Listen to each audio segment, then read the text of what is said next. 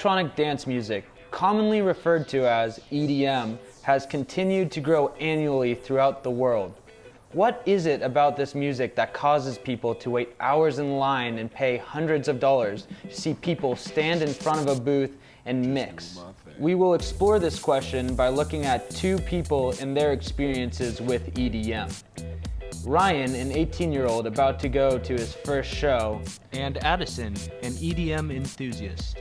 Let's take a look at Ryan and his thoughts before his first show. All right, kill him. No.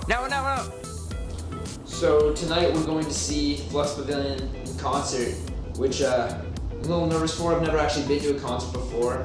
I kind of don't know what to expect. I'm a little indifferent. I'm used to listening to all this music in really high quality, so I'm a little worried that the sound is going to sound pretty bad. But I guess we'll find out tonight. It started to build back up as the second wave of electronic music in 2008 or so. Started to build back up, artists like Deadmau5, Wolfgang Gartner, Skrillex. These artists came out around, that time period, and it really just started to kind of build that fire within me that I hadn't, I had been listening to it, but it just kind of reignited it.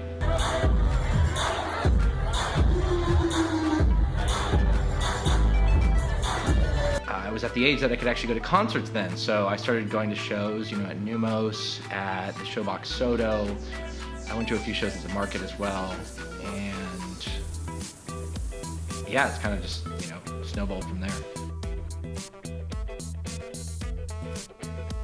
Not only do we have people who are creating sets, using the traditional turntables and everything, but then there are tons of groups doing live production, either with live instrumentation or with synthetic drum machines, synths, and other electronic equipment.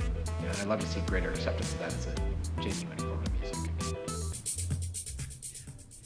So I was at What the Festival 2014, and I had gone there with a couple friends from down in Portland, but for the most part I didn't actually know anyone who was going to be there. And I was at the Dirty Bird pool party, which is basically a showcase of Dirty Bird, the record label's artists, and it was headlined by Claude Von Stroke. And I'm dancing at the pool party. It's a great time, just awesome vibes, great people, great music. And out of the blue, I hear this Addison, calling from behind me. I turn around, and who is it but a friend of mine that I haven't seen in probably 3 or 4 years. And he's there. I had no idea, would never have guessed in a million years that he was here. I mean, he kind of helped get me into electronic music, but we hadn't really stayed in touch all that much. And it was awesome to see him there. We raged, and we had a great time for the rest of the weekend. And that was the highlight of one of my shows in the recent past. The concert was awesome. Are you serious? As soon as we got in there, just all my worries faded away. Listen to that bass and seeing all those lights.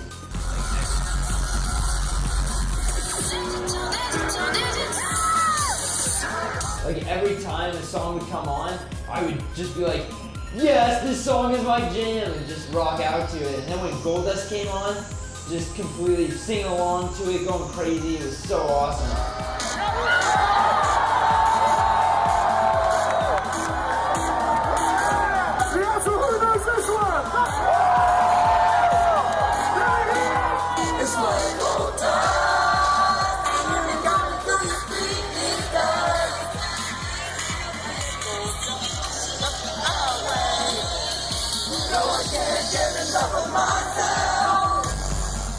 Can't wait till the next one.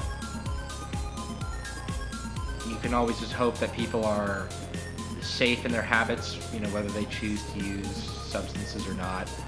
I'm not condoning the use of drugs at all, but there are definitely smarter and less smart ways to go about using them. And it's why you've seen so many deaths and overdoses at these festivals, Freak Night, it was the Electric Zoo, and Paradiso the other year, that these people are dying in part because they're just not doing the research, and they're just, jumping headfirst into something they really don't know much about. I can only hope that there isn't a big recession in it, or that it doesn't go, into hiding like it did in the early 2000s. There was bunch of legislation that passed back then that basically made it impossible for any promoters to hold any sort of event that had electronic music. And I just hope that that never happens again.